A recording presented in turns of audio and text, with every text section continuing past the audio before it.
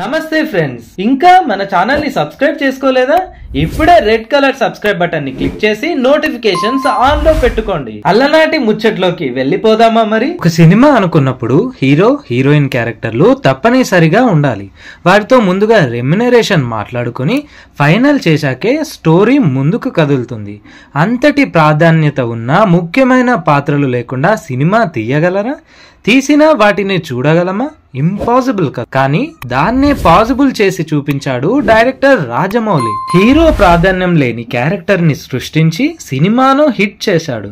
అలా ఒక ఈగతో సినిమాను తీసి సూపర్ హిట్ సాధించాడు. ఈ వీడియోలో ఈగ మూవీకి సంబంధించిన ఇంట్రెస్టింగ్ విషయాలు మాట్లాడుకుందాం. టాపిక్ లోకి వెళ్లే ముందు ఫ్రెండ్స్, మీలో ఎవరైనా మన ఛానల్ ని ఫస్ట్ టైం విజిట్ చేస్తున్నట్లయితే సబ్స్క్రైబ్ చేసి వీడియోని మీ ఫ్రెండ్స్ అండ్ ఫ్యామిలీ మెంబర్స్ కి షేర్ చేయండి. Let's get in to the episode. నిజానికి మర్యాద రామన్న సినిమా చేశాక రాజమౌళి ప్రభాస్ తో మూవీ తీయాలనుకున్నాడు. కానీ మధ్యలో ఈగ మూవీ వచ్చి చేరడంతో బాహుబలి ఆలస్యమైంది. సాధారణంగా రాజమౌళి ఏ సినిమా తీసినా ముందుగా యాక్టర్స్ తో వర్క్ షాప్ నిర్వహిస్తాడు. తన మైండ్ లో ఉన్న పాత్రలకు నటీనటులు ఎలా సెట్ అవుతారో ఆ వర్క్ షాప్ లో చెబుతారు.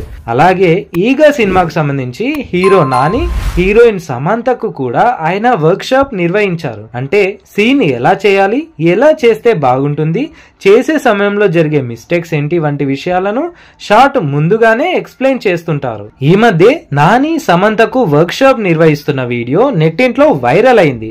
ఈ వీడియోలో జక్కన్న నాని సమంతకు సీన్స్ ఎక్స్ప్లెయిన్ చేస్తూ కనిపించారు. రాజమౌళి స్క్రీన్ ప్లే అంత పర్ఫెక్ట్ గా రావడానికి ఆయన బ్యాక్గ్రౌండ్ లో నిర్వహించే వర్క్ షాపే కారణమని ఈ వీడియోతో తెలిసిపోతుంది. అన్ని మూవీలకు దాదాపు ఇలాంటి వర్క్ షాప్లు నిర్వహించడం రాజమౌళికి అలవాటే.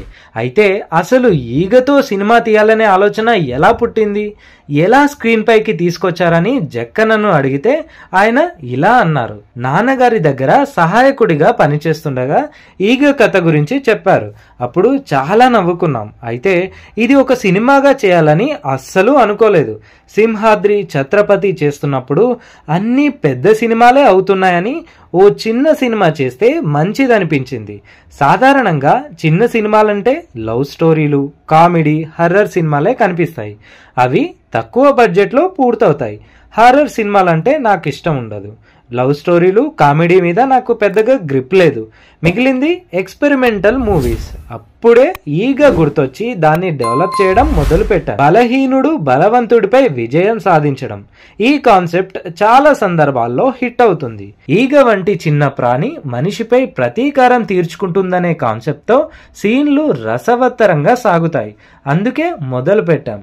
2.5 కోట్ల బడ్జెట్ తో సినిమా చేయాలని అనుకున్నాం. కేవలం కొన్ని థియేటర్లు, మల్టీప్లెక్స్లలో విడుదల చేయాలని ప్లాన్ వేసుకున్నాం.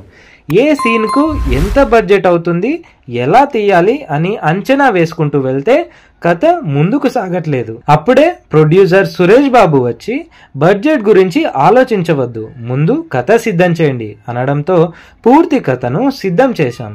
చూసుకుంటే పెద్ద సినిమానే అయ్యింది. ఈగ మొదలు పెట్టిన తర్వాతే అస్సలు విజువల్ ఎఫెక్ట్స్ అంటే ఏంటో తెలిసింది. సాధారణంగా కార్టూన్ యానిమేషన్ లో ఆ పాత్రలకు పరిధులు ఉండవు. కానీ రియలిస్ట్ యానిమేషన్ లో అన్ని ఫిక్స్డ్ గా ఉంటాయి. చూసే వాళ్లకు నిజమైన ఈగలా కనిపించాలి.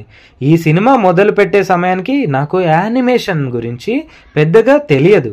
ఆ పనులన్నీ మకుటా విఎఫ్ఎక్స్ వాళ్లకు అప్పగించాం.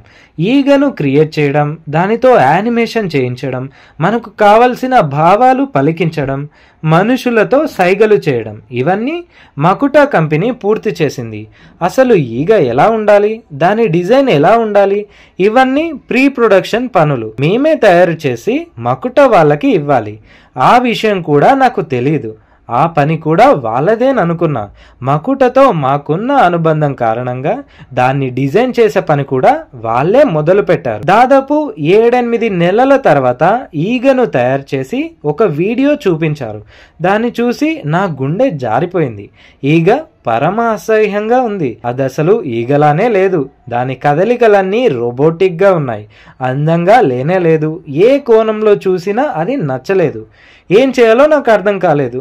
అప్పటికే దాదాపు 10 కోట్లు ఖర్చు పెట్టేశాం. 50 లక్షలు కోటో అయితే సినిమా ఆపేసేవాడిని. 2 రోజుల తర్వాత మకుట వాళ్ళను కూర్చోబెట్టి వివరంగా చెబితే వాళ్ళు, బాబు అది మా పని కాదు, మీరు డిజైన్ ఇస్తే మేము దాన్ని సీజేలో క్రియేట్ చేస్తాం అని అన్నారు. నాకు ఒక్కసారిగా కళ్ళు తిరిగిపోయాయి.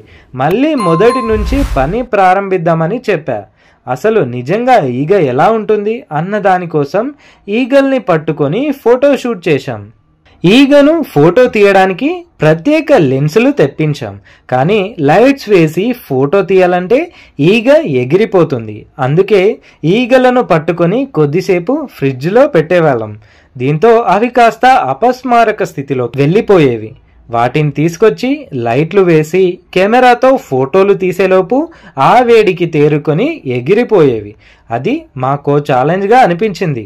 దీంతో కెమెరా, లైట్లు అన్నీ సిద్ధం చేసుకున్న తర్వాత ఫ్రిడ్జ్లో నుంచి ఈగను బయటకు తీసుకొచ్చి ఫాస్ట్గా 10 ఫోటోలు తీయగానే అది ఎగిరిపోయేది. ఈగ ఫోటోలను ఎన్లార్జ్ చేస్తే చూడడానికి చాలా భయంకరంగా ఉంటుంది.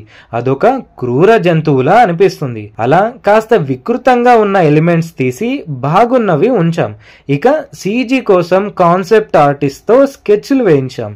అది చూసిన తర్వాత ఓకే అనిపించింది. అప్పుడు ఈగను ముందుకు తీసుకెళ్ళాం అని జక్కన్న ఓ ఇంటర్వ్యూలో చెప్పుకొచ్చారు. అలా నాని, సమంత, సుదీప్ కీ రోల్స్లో యాక్ట్ చేసిన ఈగ బాక్స్ ఆఫీస్ వద్ద భారీ విజయాన్ని అందుకుంది. ముఖ్యంగా విలన్గా సుదీప్ నటన అందరినీ కట్టిపడేసింది. ఈ సినిమాను 10 కోట్లతోనే తీద్దామనుకున్న జక్కన్న ఆ బడ్జెట్ని పెంచుకుంటూ వెళ్లారన్నమాట. ఈ చిత్రాన్ని తమిళ, హిందీ, మలయాళం, తెలుగులో రిలీజ్ చేయగా ఒక్క హిందీలోనే కాస్తంత ఆలస్యంగా విడుదలైంది.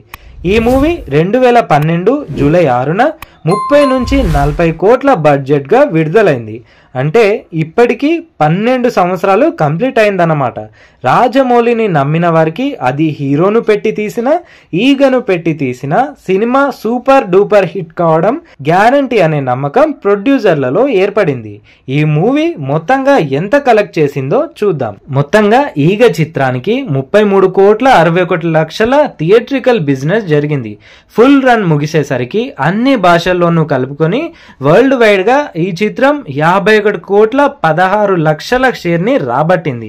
అంటే బయ్యర్లకు 23 కోట్ల 55 లక్షల లాభాలను అందించిందన్నమాట. ఇదండి ఈగ మూవీకి సంబంధించిన ఇంట్రెస్టింగ్ విషయాలు. ఈ వీడియో మీకు నచ్చే ఉంటుంది అనుకుంటున్నాను. అయితే ఇప్పుడే మన ఛానల్ ని సబ్స్క్రైబ్ చేసి ఇలాంటి మూవీస్ రిలేటెడ్ కంటెంట్ కోసం రెగ్యులర్ గా మన ఛానల్ ని ఫాలో కండి.